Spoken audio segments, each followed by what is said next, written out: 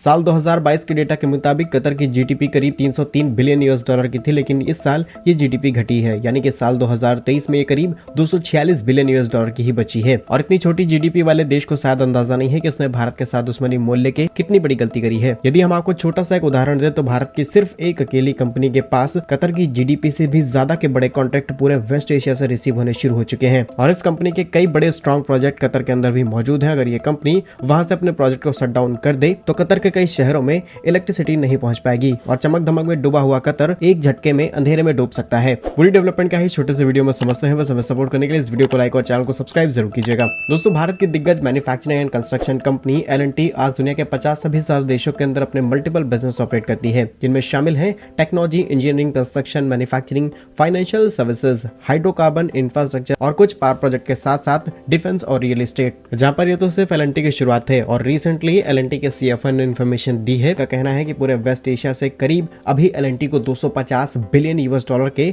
Contracts मिलने वाले हैं और ये कॉन्ट्रैक्ट सिर्फ एक साल के अंदर मिलेंगे। भारत की ये कंपनी है ही कुछ ऐसे कमाल की, क्योंकि इनके पास काफी बड़ा हाइड्रोकार्बन बिजनेस को मैनेज करने का इंफ्रास्ट्रक्चर है। उनमें लगने वाले जो भी छोटे बड़े कंपोनेंट्स या फिर बड़े बड़े रिफाइनरीज, इन सभी को बनाने का काम L&T इजीली कर लेती है। और ऐसा नहीं कि ये कंपनी एक भारतीय कंपनी है और भारत इन सभी देशों से कच्चा तेल खरीदता है इसलिए इस कंपनी को एडवांटेज दिया जा रहा है, बल्कि जिन भी बिड्स और कंपटीशन में कंपनीज पार्टिसिपेट करती हैं वहां पर अमेरिका, जापान, रशिया और चाइना की कंपनियां भी पार्टिसिपेट करती हैं। लेकिन जो क्वालिटी भारत की कंपनियां ऑफर करती हैं ये कोई भी ऑफर नहीं कर पाता, इसलिए बिलियंस ऑफ डॉलर के कॉन्ट्रैक्ट भारतीय कंपनियों के हाथ में सौंपे जा रहे हैं। और सिर्फ सऊदी अरेबिया की बात की जाए तो जितनी तेजी से सऊदी अरेबिया खुद को डेवलप कर रहा है उतनी ज्यादा टेक्नोलॉजी और मैन्युफैक्चरिंग की जरूरत उन्हें पड़ रही है। लास्ट ईयर करीब 45% कॉन्ट्रैक्ट L&T के हाथ में गए थे, वहीं 56% इस साल देखे जा रहे हैं। और कतर की इस समय जीडीपी 246 बिलियन यूएस डॉलर की है, वहीं भारत की सिर्फ एक कंपनी को जो कॉन्ट्रैक्ट्स मिलने जा रहे हैं इनकी वैल्यू 250 बिलियन यूएस डॉलर की है। और कतर को इसी बात से अंदाजा लगा लेना चाहिए कि भारत के पास इस समय